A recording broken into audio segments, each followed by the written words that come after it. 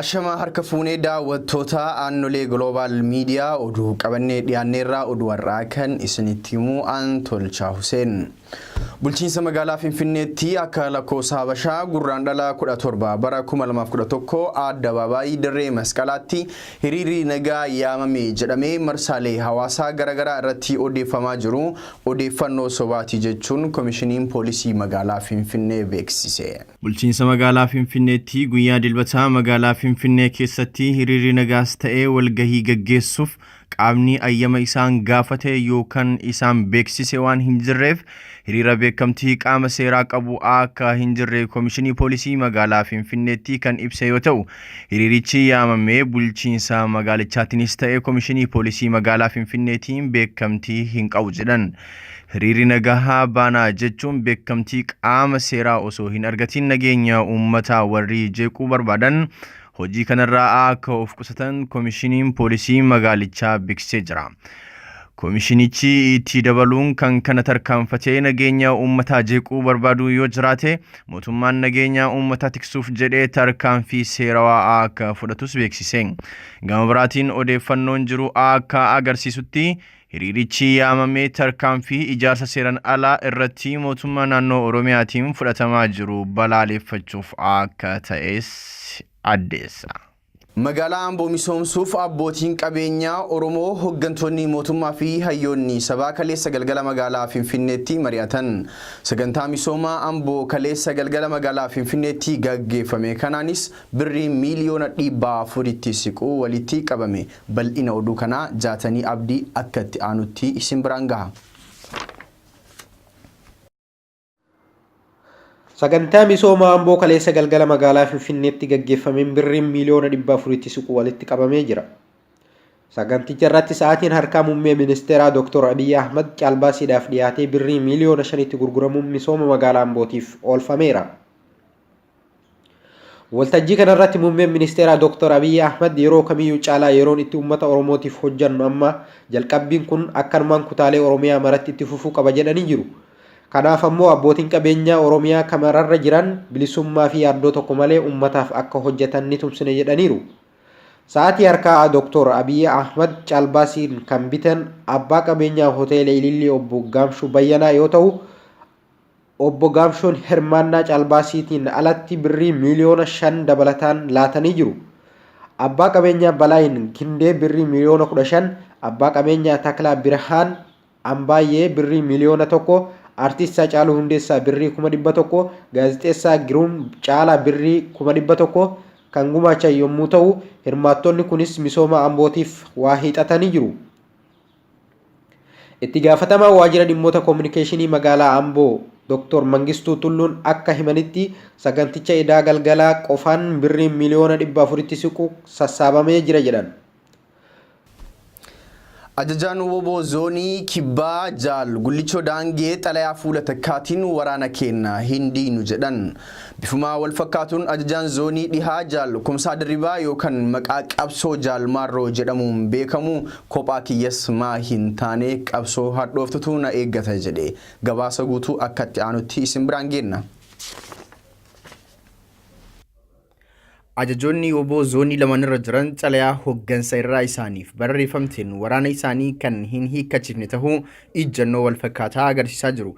Jijjiiramni hin jiru gaafileen Oromoo tokkos hin deebine kanaaf akka jedhamu hiikkachuun salphaa miti jedhan. Qawwee maandheen dhaabaa Dayifaa ofii harcaaftee bittees kaabinoota ODP'tti kennuun hin taatu qabsoo hadhooftutu nu eeggata jedhan. Koreen teeknikaa guyyoota 3 biratti guyyoota ijibbaataa 5 dabaluun abdiin waraana bosonatti hafe kana eegaa jiraachuu barreessaa koreen teeknikaa obbo Jawaar Muhammad ifa godhee jira. Guyyoota dabalataa kana keessattis woboon hedduun zoonii Kibbaa fi Lixaa irraa galaa jira. Simannaan uummataas akkuma itti fufetti jira. Guyyaa kaleessaa qeerroon godina Baalee aanaa Sinaanaa lafa qonnaa mootummaan Dargii humnaan uummatarraa fudhatee akka hin qotamne dhoorgan. Jaatanii Abdii ammas waan qindeeffate qaba. Qeerroon godina Baalee lafa qonnaa mootummaan Dargii beenyaan malee uummatarraa humnaan fuudhee namoota dhuunfaatiif hiree ture mormuun dura dhaabbate. Guyyaa kaleessaa qeerroon godina Baalee aanaa Sinaanaa lafa qonnaa mootummaan Dargii humnaan uummatarraa fudhatee akka hin qotamne dhoorgee jira. qeerroon lakkoofsaan gara 200tti siquu gandoota aanichaa 22 irraa walitti dhufuudhaan mootummaan lafa kana ummata haa deebisu jechuun gaaffiiwwan waggoota hedduuf ture irra deebiin dhoosee jira.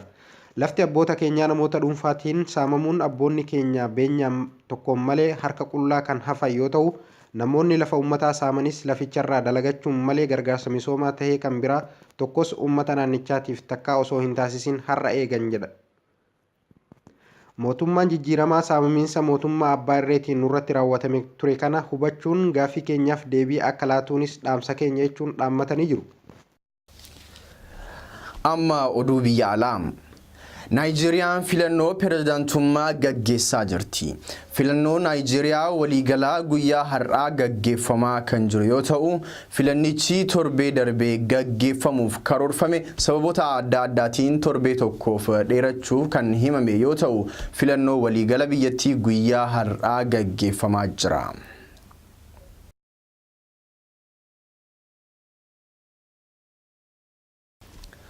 Pirezidaantiin Sudaan Umar Albashir labsii biyyoolessaa yeroo ariifachiisaa waggaa tokko ol turu labsan.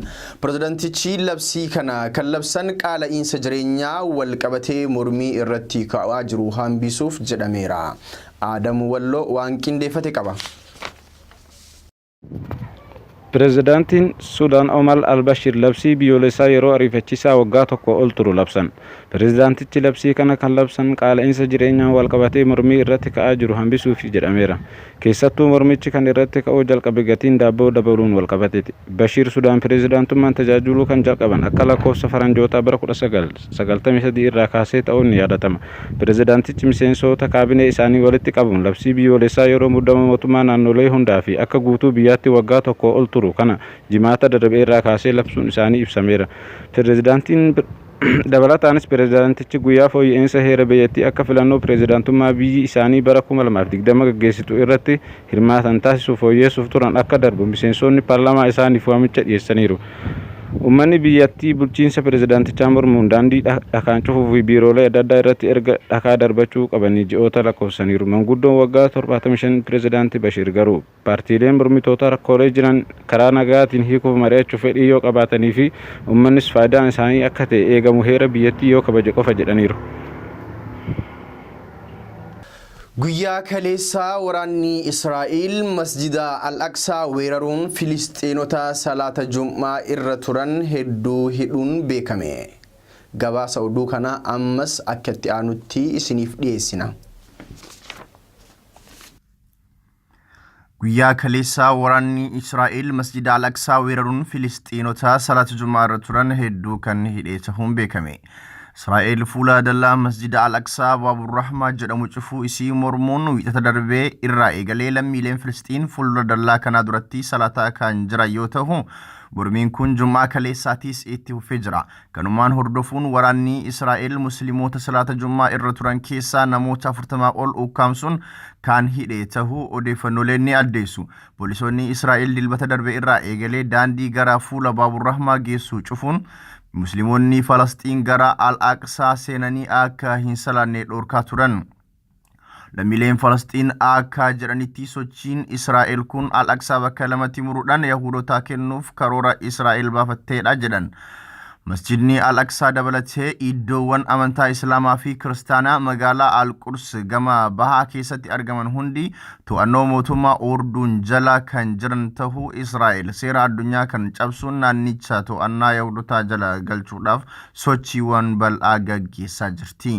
Israa'el fuula Baaburrahmaa yeroo jalqabaatiif bara 2003 keessa yeroo muraasaaf kan cufte yoo ta'u, bara 2017 keessas cufuuf yaaltee jirti.